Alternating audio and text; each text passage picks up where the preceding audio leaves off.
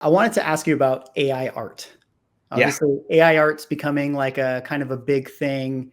Who knows like how After fast? AI art, it's religion, abortion rights, Yeah, politics. Like that's yeah. the right. We're We're just going through the whole gamut here. yeah. We're gonna hit them all. AI art. Here we go. Yeah, yeah. I'm ready. So this is the next phase of the show. Now that I've got you roped in, AR obviously being a big thing, and I think it was a kind of like a big discussion, at least in some of the comic creator circles that I was kind of like soaking through osmosis. Yeah. It felt like there are people that are concerned about it. I mean, I work in entertainment. WGA is concerned about it, so I understand that side as well. What's your feeling on it as far as where it is? Like, Yeah. do you have like a Black Mirror future envisioned in your mind with it, or do you have like oh, this is going to be Jarvis and I'm going to be like Tony Stark, the comic book creator later on? I have a point of view on where it is now, which is easy to have because we can see where it is, and I have a hope for where it goes. I can give you those two. Yeah. Where it is now, I think is it's crap. I don't. I mean, it's early. It's very obvious the influence it's pulling from. You could very easily call that theft. It probably is theft. I think legally they're still trying to figure that out. Although I would be surprised if they don't come down on the side of it is theft. Perhaps when they massively increase the inputs, you'll start to get that black box effect where we can't quite tell. In the same way a human being has influences and you can't quite tell because there's just so many of them. How you legally get all that input in there for lawyers to figure out. But I look at AI art and I don't think it's serviceable today. I've seen one AI book ever that that I thought was good, and I'll talk about in a second. But mostly what I see in AI art is not the problems of anatomy or the fingers or things like that. That'll all get solved. I think that the vast majority, my guess is the vast majority of what it's pulling in terms of influences are photographs that we're taking in our day-to-day life with our cell phones, and we're all looking directly at the camera and posing, which is the exact opposite of what a good story looks like. You want angles that give the reader the subconscious feeling of drama or of theme. You want dynamic angles, the kinds of things that are just you're not going to take photographs of. So whenever I see AR art, it's because someone's put an input of what they want, and they've just got the character standing here looking at you. Maybe there's another character in the foreground over here somewhere, right? And it looks like yeah, right, like this, looking right at you, and it doesn't look good. It looks very stilted, and there's no drama, there's no cinematic nature to it, there's no artistry to it. That's a big problem. I don't know how they solve for that. I'm sure they will down the road. So right now I'm not worried about it because it's not a tool. My hope is that down the road it becomes a tool. I don't know that it should ever be a tool that replaces humans. I think I'm not worried about that. We bring too much to the table, but I think it can be a tool in the same way that a life model is, or SketchUp is, or photo references are, if you're using them correctly, where you can experiment. You can have a shorthand for explaining ideas back and forth between a writer and an artist or a publisher and a creative team. You can experiment. You can try things. You can, in the same way a typewriter made it faster, or a word processor. I think it's a writing tool in terms of being a writing partner, not a writer, or a artist tool in terms of being a support system for the artist as opposed to being an artist. I think it can be very valuable that way. I think technology has always come and scared everybody and then found itself to be just a support to human beings.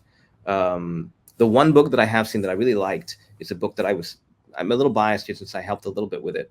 It's a book called Blank Canvas, which I saw at Comics Pro, and was an interesting story about an artist's journey through artist block, through writer's block, through creation block. And the whole story was told using AI art.